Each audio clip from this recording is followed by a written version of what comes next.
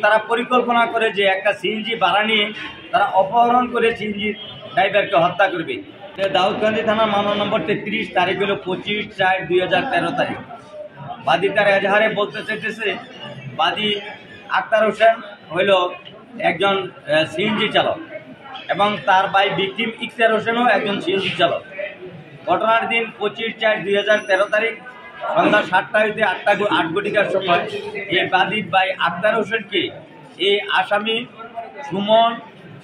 সুমন, রুবেল, জাহাঙ্গীর, ইমরান যে সিএনজি ভাড়া নিয়ে নেয় এবং তারা পরিকল্পনা করে যে একটা সিএনজি ভাড়া নিয়ে তারা অপহরণ করে সিএনজি ড্রাইভারকে হত্যা করবে। এই পরিকল্পনা অনুসারে তারা সন্ধ্যা 7টা থেকে 8 ঘটিকার সময় এই জায়গাটা হইল এটা হলো ঢাকা চট্টগ্রাম মহাসড়কের পাশে উটিয়া বিকিনস্ত হিমালয় মহোৎসব প্রজেক্টে তাকে ফুসলিয়ে নিয়ে যায় সিএনজি চালকে। ওইখানে নিয়ে এই আসামিরা পরস্পর যোগাযোগের যোগসাজশে যে প্রস্রাব করবে বলে সিএনজিটাকে ড্রাইভারকে থামাইতে বলে, তখন ভিকটিম ইকতার হোসেন সিএনজি থামানোর পরে এই আসামিরা তাকে পরিকল্পিতভাবে ইট এবং লোহার রড দ্বারা হত্যা করে মহোৎসব প্রজেক্টের ভিতরে ফেলে দেয়।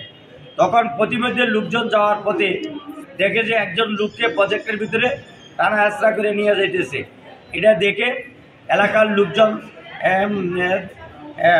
আসামিদেরকে দ্বিত করার চেষ্টা করে এবং আসামি জাহাঙ্গীর এবং ইমরানকে হাতে নাতে দ্বিত করার পর ওইখান থেকে লাশ উদ্ধার করার পর এই মামলাটা 2/1/166 ধারা মোতাবেক জবানবন্দি প্রদান করে এবং পরস্পর যোগাযোগের যোগসাজশে সিএনজিটি অপহরণ করে হত্যা করে মর্মে আক্তার হোসেন বাদী হইয়া দাউদকান্দি তারা মামলা দায়ের করার পর বিজ্ঞ আদালতে মামলাটি আসার পর বিজ্ঞ আদালত মোট 11 জন সাক্ষীর সাক্ষ্য গ্রহণ করে সাক্ষী স্বাক্ষর প্রমাণের ভিত্তিতে এই আসামি 4 জন রুবেল, সুমন, ইমরান হোসেন এবং জাহাঙ্গীরকে 302, 394 ধারা এবং /34 ধারা মোতাবেক সর্বোচ্চ শাস্তি মৃত্যুদণ্ড প্রদান করে এবং অনাদায়ে 20,000 টাকা জরিমানা করে। রুবেল, সুমন, জাহাঙ্গীর, ইমরান, রুবেল এবং সুমন জামিনে গিয়া গত তারিখ থেকে পলাতক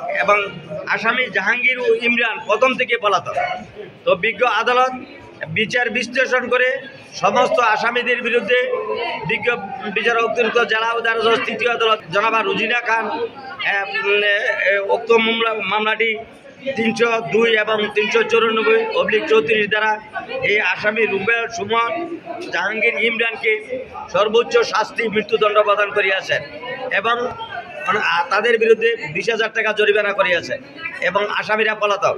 রাষ্ট্রপক্ষে এই মামলা রায়ে সন্তুষ্টি প্রকাশ করছে। আমরা এই রায়ে সংক্ষুব্ধ।